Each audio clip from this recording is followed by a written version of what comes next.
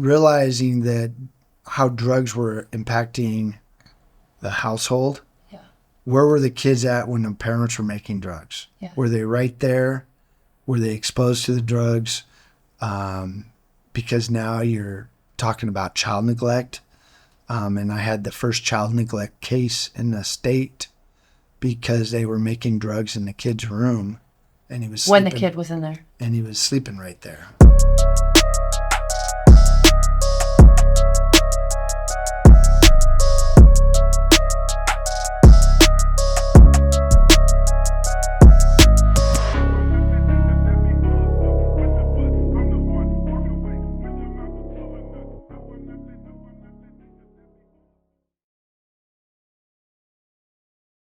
Thanks so much for coming and meeting with me on such short notice. I'm super grateful.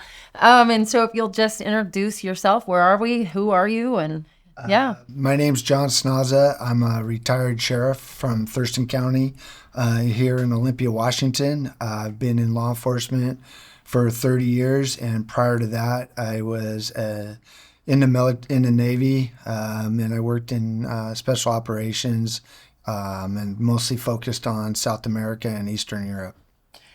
Well, I feel like there's a lot to unpack there. Yeah, again, I'm really grateful. Thank you for your service. 30 years is a really long time, and I only know because I was a drug addict for 30 years. So, And that's a hell of a struggle that I can't even imagine or fathom, and it's really good to see you where you're at today. thank you. And I'm grateful that I can share a table with you on a completely different wavelength, right? Right? Because there was a time, as I'm sure we both know, where if I would have seen you, I would have ran one way and you would have came running after me. Absolutely. Absolutely. So just tell me, okay, so you joined the Navy. How old were you when you joined the Navy? I was 19. I just came from college, and I wasn't focused on college. I got to redshirt in baseball, and I just realized that that I wasn't taking college the way I should have. Yeah. Or maybe not as grown up as I should have been. And so I joined the military to kind of get my life back together. I'd been homeless for about 8 months. And when I say homeless, it's because I had made my own personal choices. And me and a couple buddies, we lived in an abandoned house and for a few months. And it's one of my buddies' uncle's house. And the people next door loaned us the electricity for the cord. And we all had a heater in the one room. And we all slept with our 2 pairs of clothes on because it was during the winter time. And yeah, and so after that, I decided to get myself together and started in college. And I realized that I probably needed a little bit more than just college. So Yeah. joined the Navy. Well, you're kind of on your own in college, right? Well, where was mom and dad? My mom and dad were around. They were just doing their thing. They were split, and I mean, for all intents and purposes, they were great parents. It's just, you know, I got in a lot of trouble as a youth. Okay. I went to 3 different high schools, and I ended up moving in with my aunt and uncle in my senior year. Because I'm really originally from South Olympia here, from Rochester, and got in a little bit of trouble. I had to go to another school up in Olympia, and then after that, got in some more trouble and had to go to a different school. So it's just probably me just walking around with a chip on my shoulder for whatever reason I had. So, yeah. Well, I love Rochester, and let me just say that. So Thank you. my husband and I built a unit in his grandparents' barn before his grandfather passed down on School Land Road. I know School Land Road Yeah. very well. My buddy used to live down there and down with the Johnsons and then Bergmans, and then my buddy Juan Ayala, they used to do the chicken farm there. And so, yeah, I know that area very well. And I do say I'm from Rochester, but I didn't get to graduate from there. Yeah. Well, my kid got to go to high school there for just a little bit. So, yeah, I thought it was a pretty great community. Well, I love that you're still here in Thurston County all these years later. That's fantastic. I would say that, I have a twin brother who, our family, the Snaza family is originally from Lewis County, or both Okay. the Snaza family and my mom's side of the family both came to and settled Chehalis. Okay. And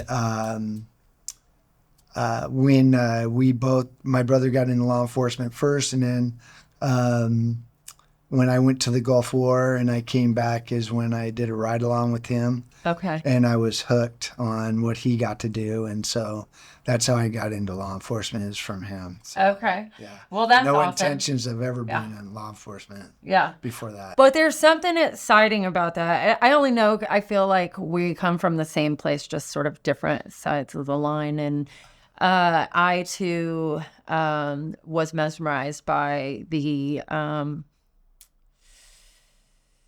I don't know, just by the excitement of that kind of lifestyle. So I would imagine that actually my camera guy and I are going to go on a ride along here. However, I'm a little too old to be a police officer now, I think. No, you're not. You're actually not.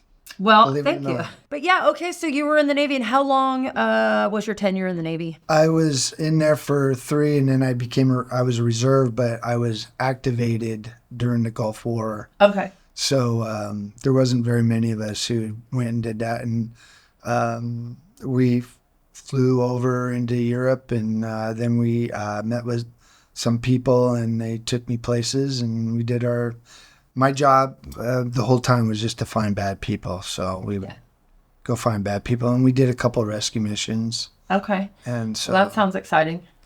it was fun. Yeah. I mean, it was an interesting time. Yeah. So. For sure. And so, okay, so you come back, and so where was your brother law enforcement? In Lewis County, or? In a small town in Lewis County, Napavine. Oh, yeah, I'm familiar with that. So, yeah, just so for anybody that doesn't know, South Thurston and Lewis are just kind of a jump over a line there. And so, so you, okay, after you go on the ride along, then you catch the law enforcement bug. Yeah, I went through I made some phone calls. The only place I could go to reserve, you have to go through the reserve academy, or I wanted to go through the reserve academy. So I went through the reserve academy and in the winter of 92. But when I took my polygraph, one of the questions they ask is that, have your actions ever caused another person's death? And I had answered yes. And so after the polygraph, that was on a Saturday. Monday, I got a call, and they told me that they didn't know enough about the things that I'd done in the military. And so they said I couldn't graduate with my class that I'd been with for 5 months. So I passed my exam. And so my brother's police chief took me in as a reserve police officer. Okay. So technically I worked for my twin brother as a reserve while he was full-time. And so, and then... So is a reserve just sort of like on call or something? A reserve is you go to work 8 hours a day and you perform law enforcement. And I worked with him, so I rode along with him. Mm-hmm. And at times I got to ride by myself and perform law enforcement functions.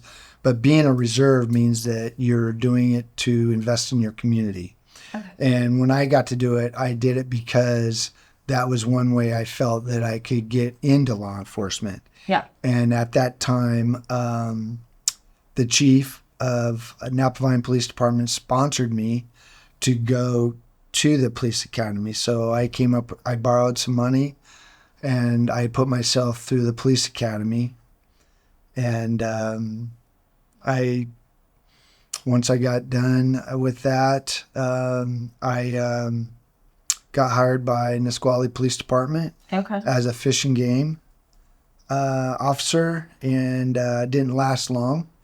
Back then, it was different working as a white person on tribal police. Oh, yeah. And I think it was just me realizing that maybe I wasn't maybe I didn't try hard enough to integrate myself into the Native culture, or maybe it was their perspective of what they felt about people of my color in my culture.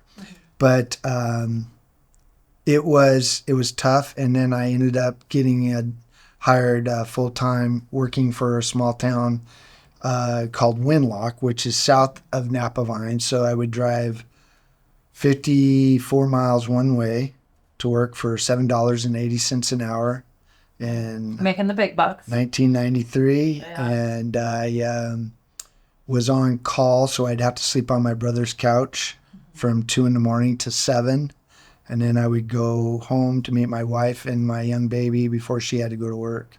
So I did that for about 8 months until Thurston County hired me. Oh, okay. So yeah. And Thurston County hired you, was that 1993? Yes, in Okay. December, yeah. And so did you, you started your career in 1993 with the sheriff's department? With the sheriff's office, yeah. In 1993, I started with the sheriff's office, yes. Okay. And so so talk about that.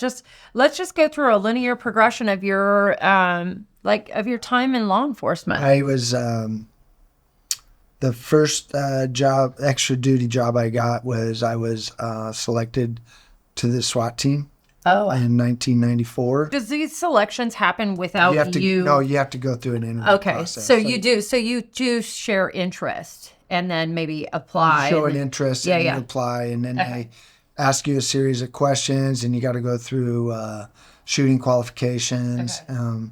So I got selected for SWAT, and then I got interviewed for narcotics, undercover narcotics in 1996. Okay. And then I also got selected as a training officer. So were you doing any of these things simultaneously? Yes, everything. Everything was simultaneous. Yes. Okay. And so what were your, for me, because I love fitness, what were your fitness requirements for some of these positions, especially SWAT? Were there fitness requirements? So just kind of going back when I was in the Navy, I ran a lot and I swam a lot. Okay. And that's probably why I got selected to do some of the things I got to do in the Navy. Yeah. I'm assuming that in low rank and no family. Okay. So I got to So you were expendable. Yes, to go to South America, yes. Okay. And then when I, obviously I wanted to stay in shape in law enforcement. Yeah. And so, yes, there is a physical fitness standards that you have to pass to be on the SWAT team. And then it transferred over into being a training officer, and then also being in narcotics and as acting supervisor in narcotics. So I got to do that. And we did undercover narcotics, and I was the first deputy in Thurston County to go through methamphetamine lab team training through the DEA, and I was assigned as a DEA, ATF, and FBI. So I had credentials as an FBI investigator, a DEA investigator, and ATF investigator. So that's impressive. Well, I think they just give it to you because you do those kind of federal cases. So. Well, right. Then the evidence and everything that you accumulate probably can be transferred across. And once I went through methamphetamine lab training, we began investigating methamphetamine labs throughout the state. So I worked with State Patrol, and so I was one of the few guys who worked with the Washington State Patrol and doing meth labs throughout the state. So State Patrol, okay, let me just say this. Okay, I always wonder what is their job? Is their only job to harass me while I drive fast on the freeway? Actually, believe it or not, the Washington State Patrol has over 100 different job functions. Yeah. So they do a lot of amazing things for law enforcement. And I just got to be fortunate enough to be able to work for them and work with them while investigating. We did high risk drug deals, so we were upper and mid-level dealers. So we were dealing with pounds of methamphetamine or heroin or cocaine at that time, and marijuana. So We were doing marijuana extractions. One of the jobs that I had is I taught law enforcement how to do warrants, and I was also an instructor on how to properly seize evidence and how to investigate methamphetamine labs, how to stay away from them, call the people who can go into the methamphetamine labs. So I got to do a lot of that, and I had an awesome time doing that. And I was also, during that same time, I was assigned in aviation. So my job was search and rescue or as a rescue swimmer. Yeah. So we'd jump out of the helicopter into the water, or we'd also as a rescue swimmer working the floods. I got to do all those things. A lot of the things that I got to do, it was just part of being a deputy. It wasn't. I was just fortunate enough to be assigned those. I don't think all deputies get to do all these super cool things, or that at least sound really good on paper. However, I'm over here imagining like all the awesome adventuring that you get to do and be paid for. So.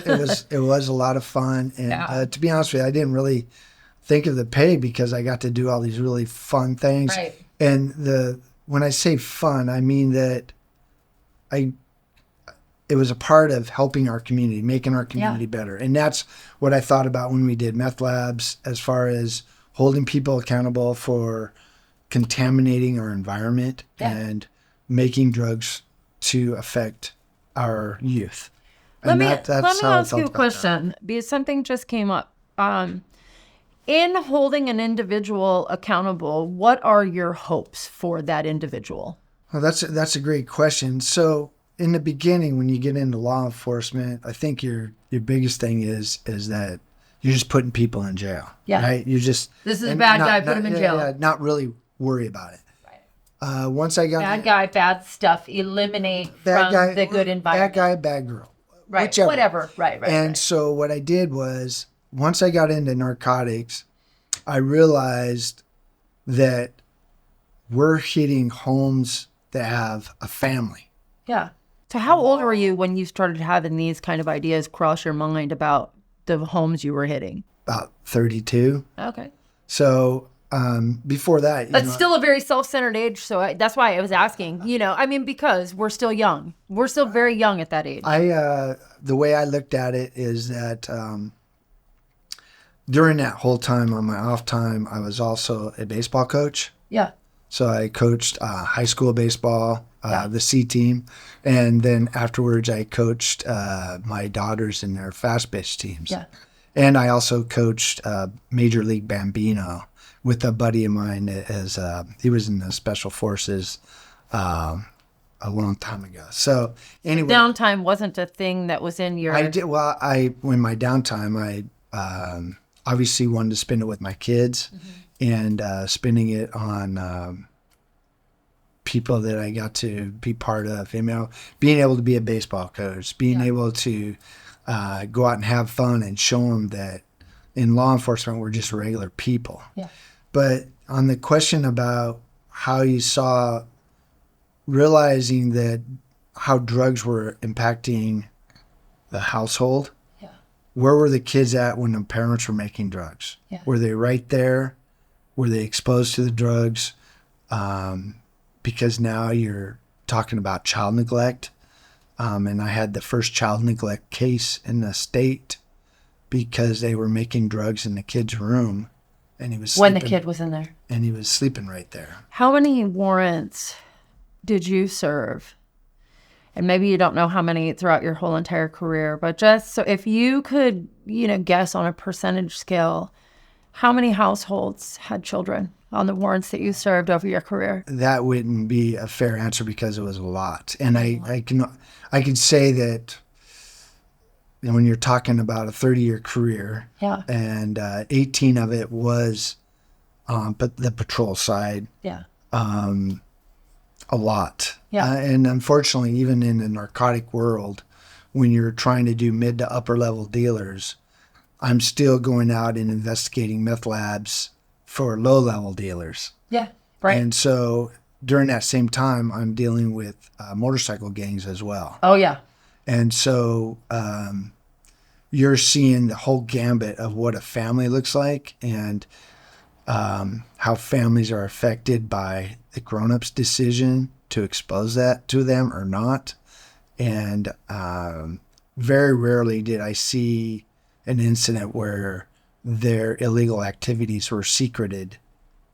Not affecting the child at all. Right. So the children were very much so aware of the environment that they were in. Now, dependent on the age, when you're talking about a 3-year-old or a 4-year-old or a 5-year-old, I mean, they know that their parents are, maybe they're there, maybe they're not. Yeah. And then as they get older, what you saw was 7-year-olds taking care of little babies. Yeah. Because mom and dad were in the other room, or, all the kids would be in one room. Yeah. Those sort of things. So, yeah. I can identify with that on a personal level. Being raised and then having children in my addiction. So I have a number of experiences that influence the way that I think and the things that I attest to. And I personally do not see addiction as only a health problem. I see it as a crime, and that I do not think that because addiction on its own, it definitely, it's a maladaptive issue, I do believe. However, what happens when a person is in an intimate relationship with drugs does not only affect the individual. And so, and you're speaking to that without me asking you that question. And so I am guessing that we're probably aligned when I say that it is not a victimless crime. I would say that addiction comes in all sorts of ways. It's not just drugs that comes with addiction, alcohol, for sure, or gambling, or a lot of other addictions. And the unfortunate part is the impact is that the individual or the addicted individual maybe does not recognize the impact that they're having on someone who loves them or cares for them very much, especially their children. Yeah. And can obviously think that their children may not ever remember this or this. They're going to make it. They're tough. They're strong. When I'm sober, or when I'm this or when I'm that, I'm not this person, and they can see the other side of me, and I want them to like me. I know that in most cases that I've been part of, people who are addicted, when they are coming off their high or off their whether they're coming home from spending all the money they shouldn't have spent or whatever, then they all become very sorrow and more loving and more sympathetic. Mm-hmm.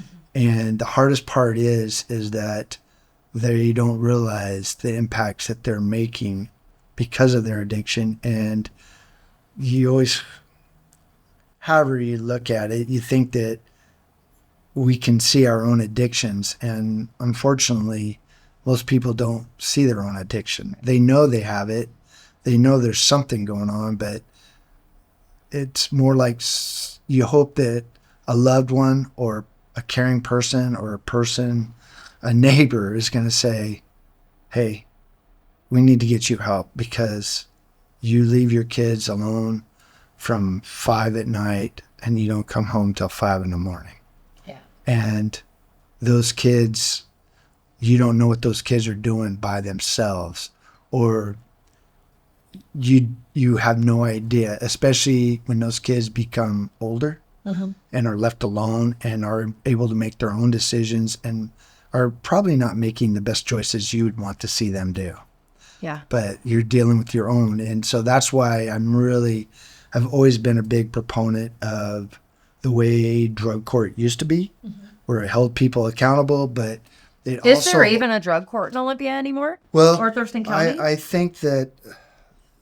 So I know that they don't drugs exist in some areas. Drugs aren't illegal anymore. And right. I mean, if you choose to go to drug court, or you can be referred to drug court, but because drugs are a gross misdemeanor, very little punishment is involved. And usually it comes with a fine or a question, do you want help? And when anybody is usually asked those questions, I'm fine. I'm getting my help from my family or friends or whatever, and not really seeing anybody that can personally affect them or that can keep book on them that says that this person is in fact going and getting help, whether it's mental health help.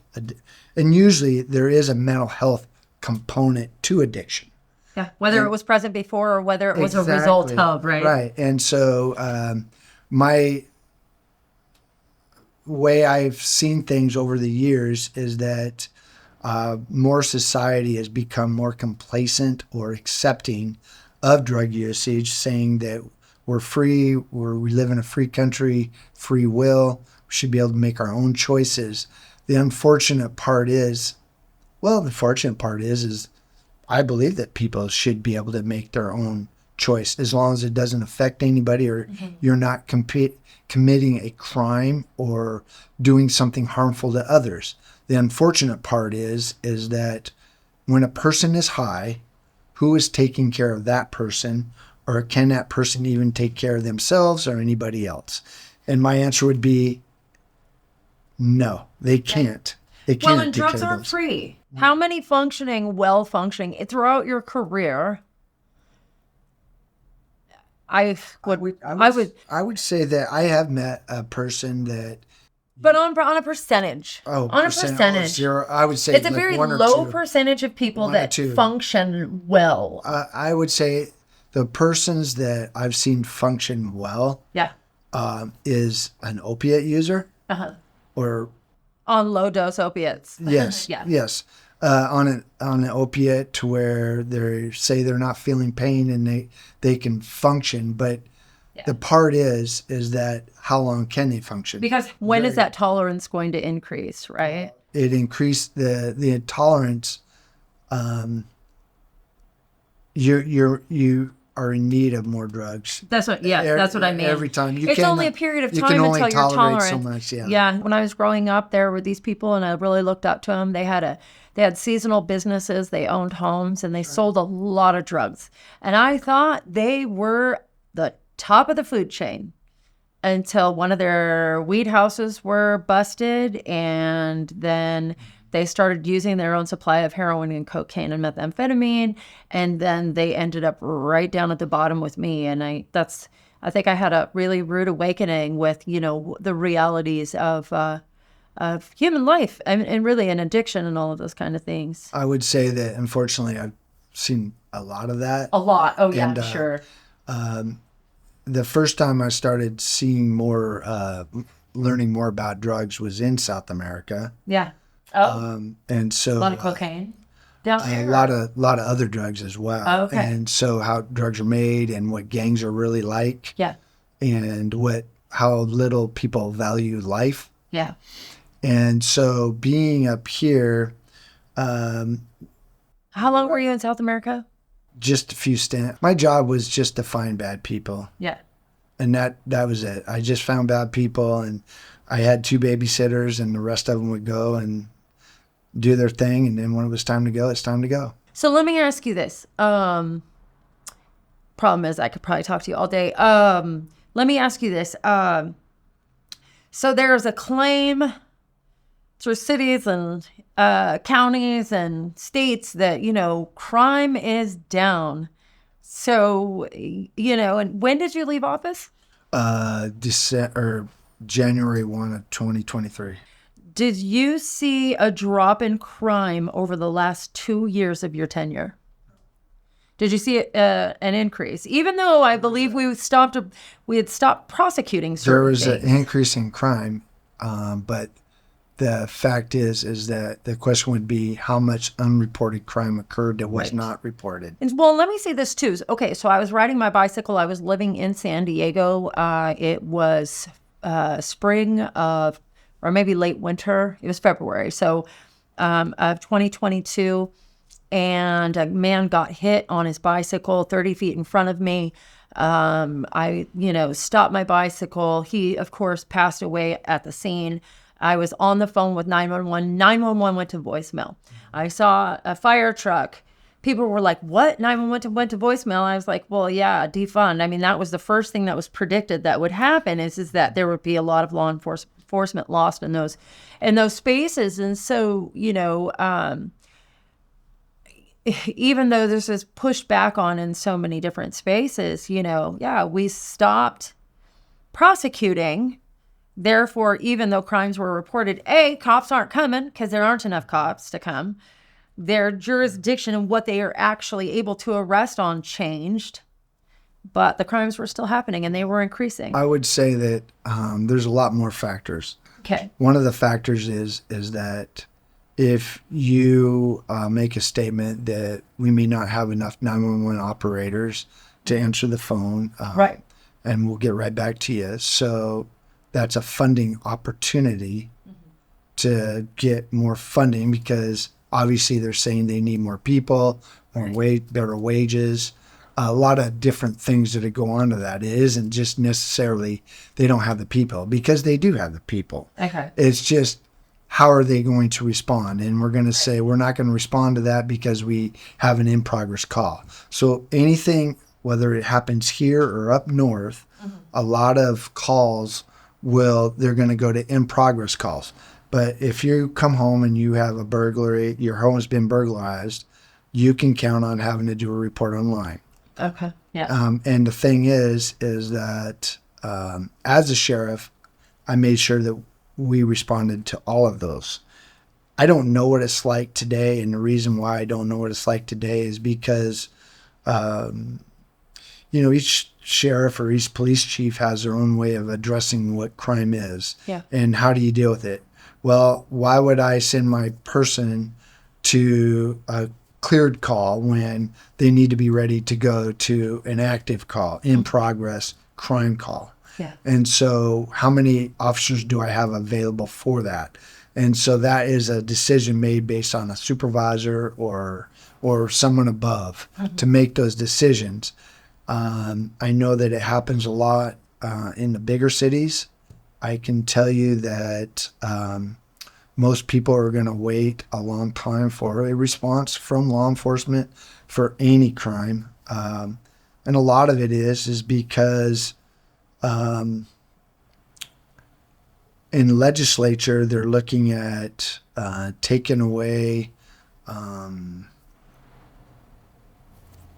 some of the protections for law enforcement. So if a person is told to put their hands up and they quickly pull something out of their pocket that looks like a gun and we shoot them because now you're going on trial. Now we will be on trial for that. Well, the Attorney General's already made it clear he doesn't care what local law enforcement says. He wants to punish the person who shot because that phone could not shoot. Even though it's your job to shoot. Well, even though you gave commands, it's on video, it's there, and that person chose to do that on purpose. Yeah. And so they're not going down with the fact that I asked them to put their hands up. He reached in his pocket and pulled out what appeared to be a weapon. Now, should that law enforcement officer have waited till he displayed it like this, or should he have waited till the bad guy shot him before he returned fire? But right now, the Attorney General is for, well, you need to be shot at before you return fire. That's their perspective. And whether he says it isn't or not, I will say it is. Yeah. Because he's already demonstrated that in a lot of the cases that he's already bringing up against law enforcement, because basically he's not a law enforcement fan. Right. And whatever his perception is of law enforcement. And my job is to let people know that law enforcement is like everybody. We do make mistakes, but we are trying to do our best to protect our community and provide safety for everyone. And unfortunately, in any profession, we do have bad people. Yeah. In any profession. Well, and specifically, in speaking as a formerly bad person, I definitely put officers' lives at risk for a very long time based on the decisions that I made. And so, and I've always felt, I believed this before I started having a bunch of cop friends. But as I have like developed friendships with law enforcement over the last few years, my hypothesis has been solidified, where I believed that we're very parallel in, our approach to our existence, because we are trained, whether it's intentionally or not, to be able to navigate life with you and vice versa, right? Absolutely. And I can tell you right now, even though I was probably less dangerous than a lot of people I know, I was a dangerous person, and I carried guns and I carried weapons, and I was definitely willing to use them. And I know a lot of folks who were too. And I feel like society should all have to go on a ride along, really, like on a dangerous night. I would say that the hardest part in our job in law enforcement is that, like, there's no such thing as routine or regular or anything. Yeah. And the unfortunate part is that we all have perceptions of a blonde-haired woman who is attractive is not going to hurt me. And that is the wrong mistake to make. Absolutely. And that's why when we approach vehicles, we approach it from a safety aspect of how we approach a vehicle, what we say. And the thing is, I don't know what is in the car. I don't know who's in the car. I might have an idea, but I don't know until I get up to that vehicle. Yeah. And just like when I go to a domestic violence or go to a robbery in progress, we don't know. I mean, it can be called out as what it is. Yeah. I mean, it can a robbery, but it's not really a robbery. Maybe it's an attempted homicide or whatever, or domestic violence. And it could be any of one of the minor things that turn into a felony murder. Absolutely. And so when we do that, we have to go in there being aware of our complete surrounding. Yeah. Behind us, in front of us, and beside us. And a lot of people don't have to think like that, which I think is a blessing. Yeah. But when I talk to people about being aware of your surroundings now, they're going like, why? Well, because how many carjackings are we seeing on a daily basis? Yeah. And I've seen such an increase. Well, we see that because people don't pay attention to what's around them. They don't pay attention to the person who's staring at them or walking around or who. Well, we have these in and we have this on our face. Yeah, well, and that's a big thing that I see is that people are so into themselves and what they're doing at that moment that they don't pay attention to any other moment. Yeah. And in my life, and my wife hates it, but I'm always paying attention to what's around. And I might be having a conversation like you and I are speaking, but I'm going to be, if there's movement in a room, I know who that person is. I know what they look like. Yeah. I know I have an idea how many people are in the room.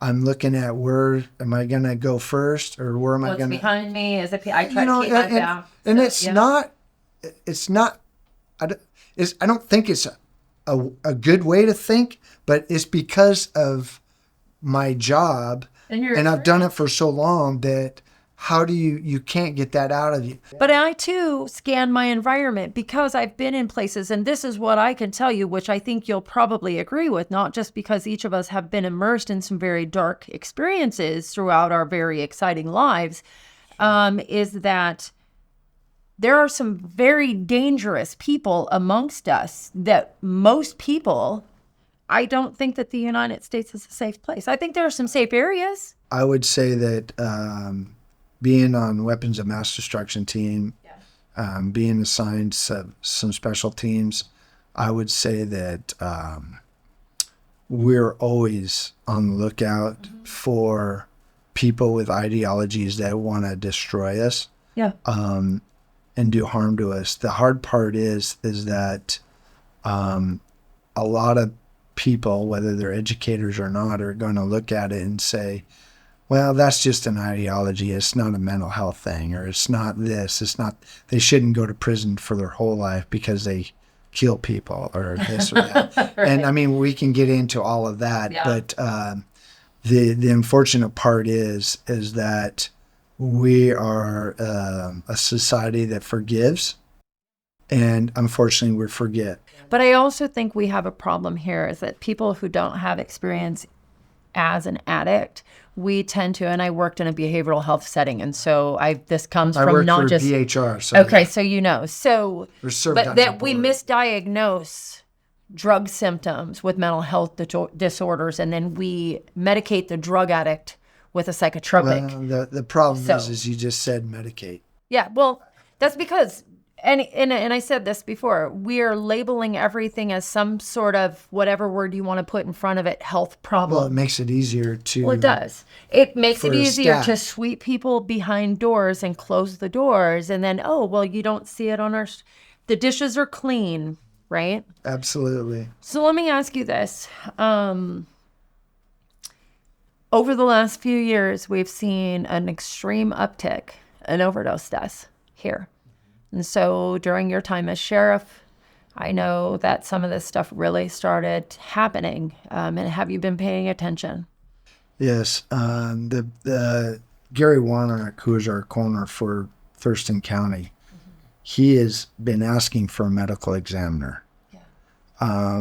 And our county right now, we pay more than $500 and some odd $1,000 to have medical examiners come from Seattle or Vancouver or whatever to here. And we offered a wage. They offered a wage, but the wage was so low that there's no medical examiner who would take that job. Yeah. But what we're seeing is that one of the big things that I did is because I was part of HIDA, which is high intensity drug trafficking area, and I was part of that board for over 10 years, and I was a chairman of that board, and that is run by both all law enforcement from throughout the state and sheriffs, police chiefs, and then you had state patrol, and you had prosecuting attorney. We had from Whatcom County, and we have Dave, great guy. Dave, and we have we have an FBI, a DEA, Postal. Anyway, we're how drugs are all shipped, Coast Guard, all that stuff. And being part of that, and that's why I maintained our drug task force when all of the city agencies pulled out. We used to be a multi-agency drug task force, and now it's just Thurston County that's comprised of DEA and State Patrol and Thurston County. And we have been really working hard to get drugs off the street, get mid to upper level dealers, and it's been very difficult because there are fewer task forces now, and we're seeing a high level of fentanyl and other drugs coming in. Now, methamphetamine is still the major drug that is abused, Yeah. even though we're seeing. But what we're seeing It with has a longer shelf life and a longer lasting half life, right? exactly, but what And we're seeing, yeah. what we're seeing with the pill presses and them making pills, with the fentanyl, we're seeing more opiate abusers because they like the high. So if they said there's fentanyl in it, Well, it's cheap. they're more apt to get that than they are anything else because they want that high with the fentanyl. Right. And it's really unfortunate to see how people are willing to do that to themselves. Well, when an addict is in the throes of addiction, that's not even them. Right. When we were talking earlier about opiates or Percocets, or Yeah. I mean a Percocet or a Vicodin or something, Yeah. they were $1 a milligram. $1 a milligram, so it's especially the 50 bucks. oxys, It's yeah. $50 for Yeah. oxy, or Yeah. now you get these pills that are $1. So I've had a bunch of friends die just in this year, more than. I'm sorry and about so I thank you. I've been an addict, and I was born in the life, like this has been my life for 51 years in one way or another. You have had nearly a similar career, immersed in this kind of environment. Have you ever seen death in the way that you have over the last few years? Well, the unfortunate part is in the military, I saw death surrounding drugs in South America. Well, let's just keep this to U.S. Other than to that, the U.S. in your career and in the U.S. Here, in the last 6 or 8 years, more death related with drugs Than ever before. And a lot of it is not just the drug overdoses, but the drug use that causes the homicide. Long term, yeah. And we've had I would agree with that also. Since I've been clean over the last almost 11 years, same thing. I had about over the first roughly 8 years of my clean time, from 2012 to about 2020, I had multiples of friends who were dying from, which I had never seen before, meth-related deaths, like heart attacks and strokes and things like that. That were directly associated with that drug use. But over the last specifically 3 years, I think my first friend that I was aware of that died of a fentanyl overdose was in about 2017. But there's been such an intense increase just in the last 3 years alone that it's blown my mind. I've been having friends die every week, sometimes multiples. My daughter's baby daddy. Yeah. He overdosed from heroin as well about 4 years ago. So yeah, I mean, like, I think that when you speak of that, your friends, to be honest with you, whether it's your audience or most of them are people that I've known over the years. Yeah. But unfortunately, I think everybody has been affected by the abuse of drugs and mental health.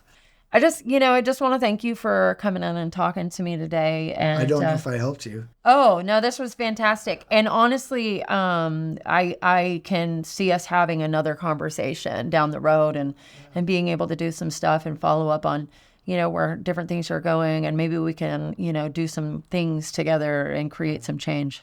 I'm very serious about it. I don't know what you got out of the interview with John Snaza, but I appreciate the opportunity to at least talk about how I feel about the system, because people don't spend their life in wanting to serve their community without the hope that you affect change in people's lives.